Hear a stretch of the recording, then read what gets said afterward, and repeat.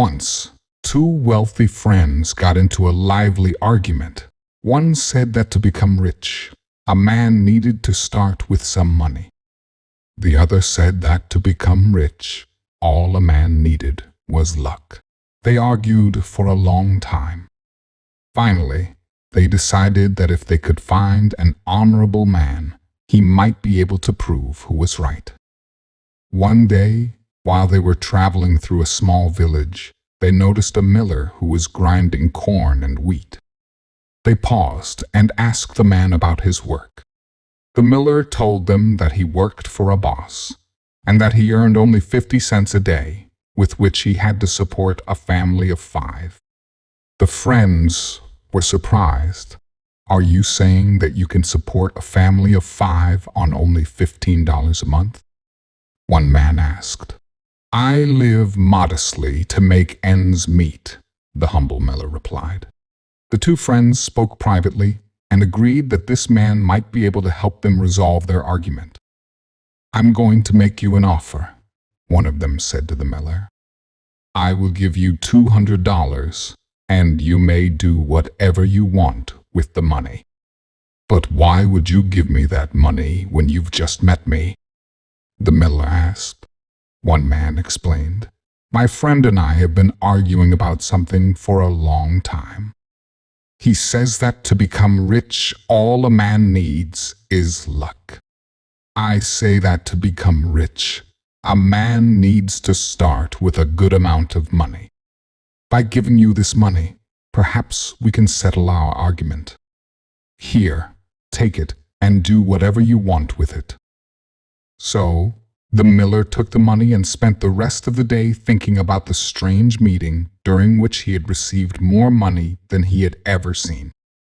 When the day's work was done, Miller decided the first thing he would do was buy food for his family. He took out $10, wrapped the rest of the money in a piece of cloth, and put the bundle of money in his bag. Then he went to the market and bought supplies and a piece of meat to take home for dinner. On the way home, he was attacked by a hawk that had smelled the meat, which the miller was carrying. The miller fought off the bird, but in the struggle, the miller dropped the bag. Before the miller knew what was happening, the hawk grabbed the bag with the bundle of money and flew off with it. "Ah," moaned the miller, "I should have let that hungry bird have the meat. I could have bought a lot more meat with the money he took. Unfortunately, now I'm as poor as I was before, and worse, because now those two men will say I am a thief." The miller gathered his supplies, continued on his way home, and told his wife the entire story when he arrived. When he was finished telling his story, his wife said, "We have always been poor, but perhaps someday our luck will change." The next day, the miller went to work as usual, and before long, he forgot the entire matter. 3 months after he had lost the money to the hawk, the two wealthy men returned to the village. As soon as they saw the miller, they approached him and asked him if his luck had changed. When Miller saw them, he felt ashamed and was afraid they would think that he had squandered the money on worthless things. But he decided to tell them the truth, and so he told them the story. The men believed him. In fact, the one who insisted that it was money and not luck that made a man prosper took out another $200 and gave it to the miller. "Let's try again," he said, "and let's see what happens this time." The miller didn't know what to think. He said, "You are very kind, but maybe it would be better if you gave this money to another man." "No," the man insisted. "I want to give it to you because you are an honest man, and if we are going to settle our argument, you have to take the money." The miller thanked them and promised to do his best. Then, as soon as the two men left, he began to think about what to do with the money so that it wouldn't disappear again. The thing to do was to take the money straight home. He took out $10, wrapped the rest in a cloth, and immediately headed home. When he arrived, his wife wasn't in the house. At first, he didn't know what to do with the money. He went to the pantry, where he kept a large clay jar filled with grain. That was as safe a place as any to hide the money, he thought. So he emptied out the grain and put the bundle of money at the bottom of the jar. Then he covered the money with the grain so that it was hidden. Satisfied that the money was safe, he returned to work. That afternoon, when he arrived home from work, he was greeted by his wife. "Look," she said, very pleased. "Today, I bought some paint to paint the house." "How did you buy paint, since we don't have any money?" he asked. "Well, the man who was selling the paint was willing to trade for jewelry, money, or anything of value," she said. "The only thing we had of value was the jar full of grain, so I traded it for the paint. Isn't it wonderful? I think we have enough paint to paint these 2 rooms." "What have you done?" groaned the man. "We're ruined again." "But why?" she asked, unable to understand his anguish. "Today, I met the same 2 friends who gave me the $200 3 months ago," he explained. "After I told them how I lost the money, they gave me another $200. To make sure that the money was safe, I came home and hid it inside the jar filled with grain, the same jar you traded for paint. Now we're as poor as we were before. What am I going to tell the 2 men? They'll think I'm a liar and a thief for sure." "Let them think what they want," his wife said calmly. "If it is our destiny to be poor, then we will be poor. Tell them the truth. That is all you can do." These words consoled the miller, and the next day he went to work as usual. Time passed, and one day the 2 wealthy friends returned to ask the miller how he had done with the second $200.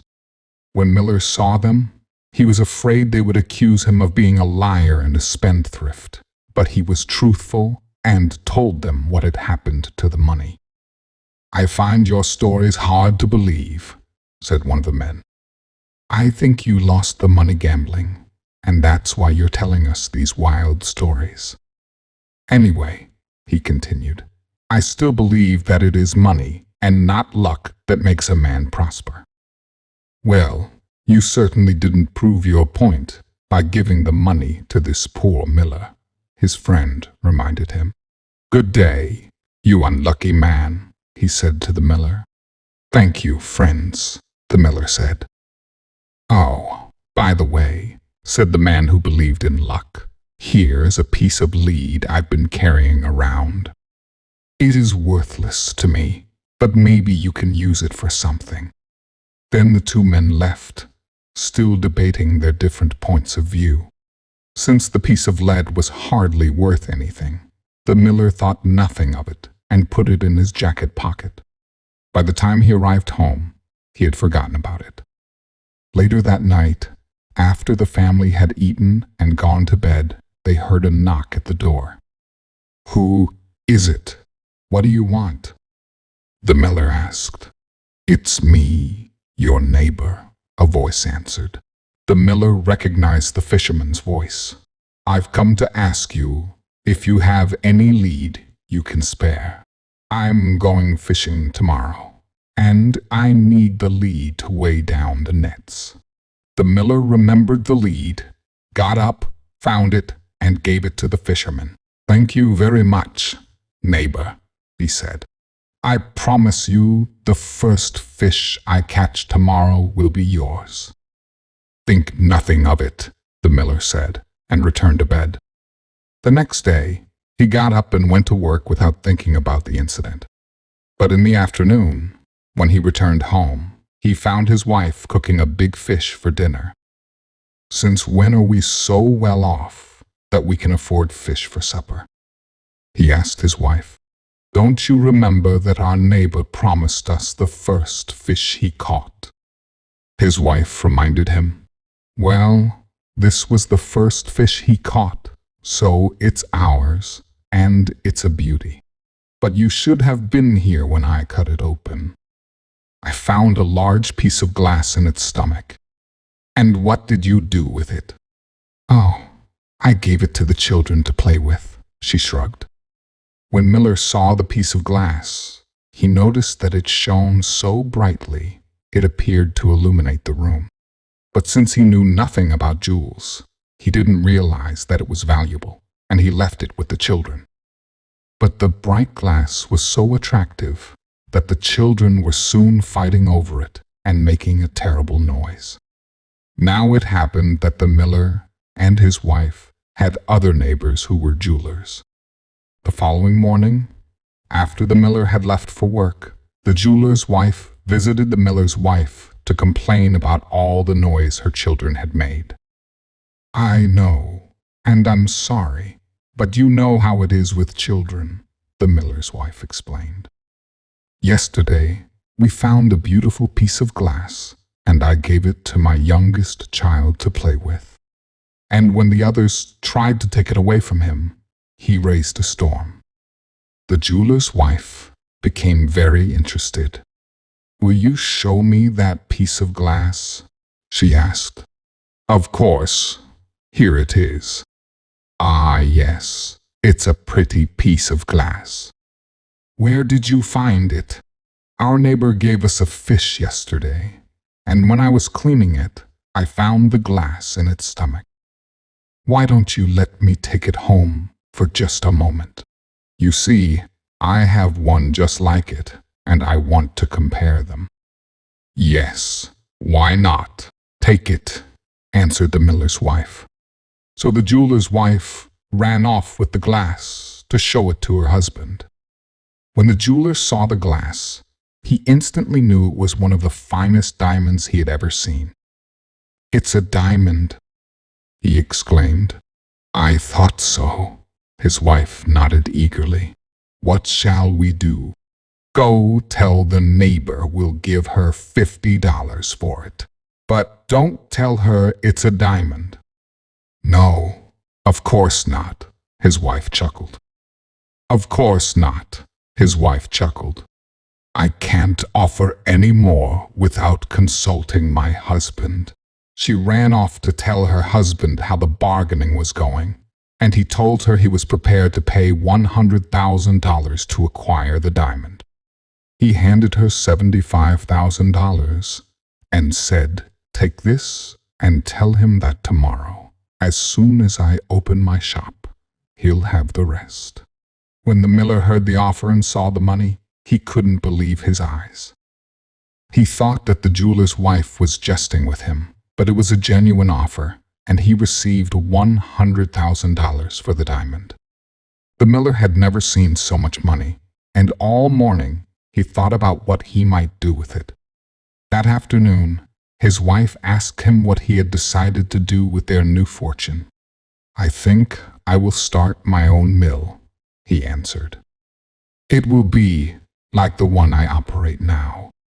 Once I set up my business, we'll see how our luck changes. The next day, he proceeded to buy everything he needed to establish his mill and to build a new house. Soon, he had everything going. 6 months passed since he had seen the two men who had given him the $400, $100,000, and the piece of lead. He was eager to see them again and to tell them how the piece of lead had changed his luck and made him wealthy. Time passed, and the miller prospered. His business grew, and he even built a summer home where he could take his family on vacation. He had many employees who worked for him. One day, while he was at his store, he saw the two men riding by. He rushed out into the street to greet them and asked them to come in. He was overjoyed to see them, and he was happy to see that they admired his store. Tell us the truth, the man who had given him the $400 said. You used that money to set up this business." The miller swore he hadn't, and he told them how he had given the piece of lead to his neighbor, and how the fisherman had returned the favor by giving him a fish with a very large diamond in its stomach. And he told them how he had sold the diamond. "That's how I was able to acquire this business," he said. "But it's time to eat. Let's eat, and then I'll show you everything I have." Now, the men agreed, but one of them still doubted the miller's story. So they ate, and then the three men rode out to see the miller's summer house. The house was on the other side of the river, where the mountains were cool and beautiful. When they arrived, the men admired the place very much. It was such a peaceful place that they rode all afternoon through the forest. During their ride, they passed by a tall pine tree. "What is that on top of the tree?" one of them asked. "That's a hawk nest," the miller replied. "I have never seen one. I would like to take a closer look at the nest." "Of course," the miller said, and he ordered a servant to climb up the tree and bring down the nest so that his friend could see how it was made. When the hawk's nest was on the ground, they examined it carefully. They noticed that there was a cloth bag at the bottom of the nest. When Miller saw the bag, he immediately realized that it was the same bag he had lost to the hawk that fought him for the piece of meat years ago. "You won't believe me, friends," he told them, "but I put almost all of the first $200 you gave me into this bag. If it's the same bag," said the man who had doubted him, "then it stands to reason that the money the hawk took should be in the bag. There's no doubt about that." The three of them examined the old, weather-beaten bag, and although it was full of holes, when they ripped it apart, they found that the money was there. The two men remembered what Miller had told them, and they agreed that he was an honest man. Still, the man who had given him the money wasn't satisfied. He wondered what had really happened to the second $200 he had given the miller. They spent the rest of the day riding in the mountains and returned to the house very late. The servant in charge of feeding the horses suddenly realized that he had no grain for them. He ran to the barn and checked, but there was no grain for the hungry horses. So he ran to a neighbor and bought from him a large clay jar that was filled with grain. He carried the jar home and emptied the grain into a bucket to feed it to the horses. "Master," he said, "look at this package that I found in a jar of grain, which I just bought from our neighbor." The three men carefully unwrapped the cloth and found the other $190 that the miller had told them he had lost. That is how Miller proved to his friends that he was truly an honest man, and they had to decide for themselves whether it had been luck or money that had made Miller a wealthy man.